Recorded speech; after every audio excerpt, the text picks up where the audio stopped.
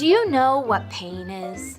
Pain is scheduling a Halo Infinite tournament between you and your friends after work, only to realize that these same friends that you told to prepare to lose every game are not teleporting when the game starts. Your internet connection is just rendering the game at 1 FPS. Your friends say to you, "One thing that I hate is losing at Halo Infinite. Why do you like it so much?"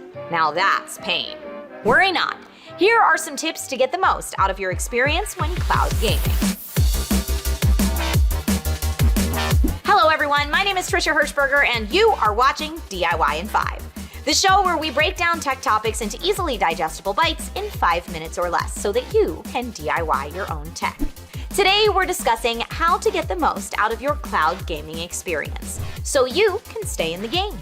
If any of the tips in today's video help you out in a bind, give us a like and subscribe so that you don't miss out on any future tech tips. Cloud gaming is a revolution.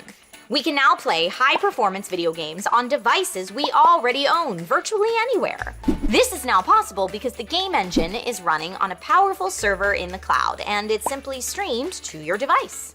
Although cloud gaming services like Google Stadia and NVIDIA GeForce Now grabbed a lot of headlines when they were first only rumors, given these promises, it's easy to understand the growth and popularity of cloud gaming. Think about it. Bleeding-edge games on everyday devices. And in most cases, you don't even need to buy each individual game. Only pay a small monthly subscription fee. One thing is certain, cloud gaming has definitely revolutionized the entry cost to high-performance gaming. Unfortunately, one way to kill a revolution is inaction. In the case of cloud gaming, that inaction is latency. Latency is the bane of the online/cloud gamer existence. Latency refers to how long it takes for data to travel between its source and a destination. The lower latency is, the better. In the terms of the cloud gamer, latency or lag is a delay in getting data from the device in your hands to a computer in the cloud and back again. So what does this look like when you're playing? Let's say you're running around the map, you notice someone that you can sneak up on, you get close and press the trigger to shoot, then about a second later you see the person turn around and shoot you.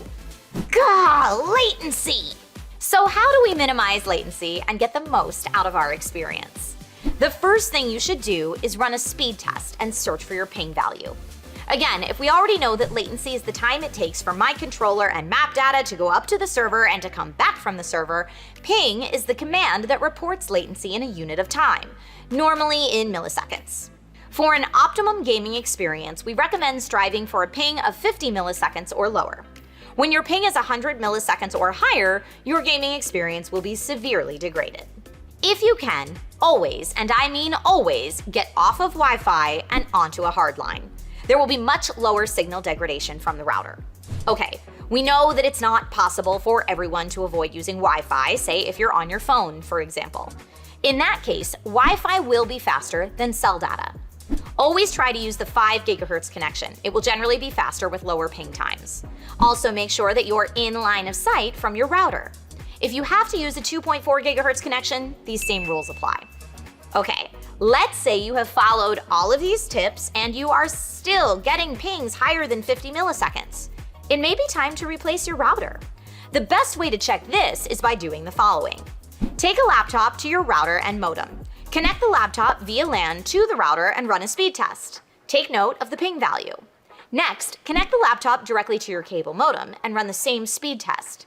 If they're the same and you're still experiencing issues, it's your internet service provider. If these ping values are different, it might be time to buy a new router. It happens. Remember, older routers can't handle the amount of data and simultaneous streams of data that we're sending today. This leads to the final point. If you did all of these tips and improved your ping, don't ruin it by starting a gaming session while simultaneously streaming Netflix, downloading a Linux distribution, and uploading a YouTube video. Actually, if you're competing with me, go ahead and kill your latency. I won't mind a bit. Since you made it this far, how about a bonus tip? If your router supports prioritizing game traffic, do it. There will be times when you may need multiple devices connected for gameplay. Your router will make sure the devices running the game will get the most bandwidth. But I can't stress enough the importance of using this feature.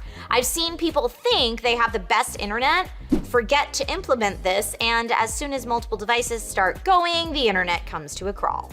So that does it. Now we can all go back to our friends and tell them again about the losses that we're going to be giving out. So schedule that Halo Infinite game after work and remember that this time will be different. We verified our connection and made sure our ping was lower than 50 milliseconds thanks to all of the tips.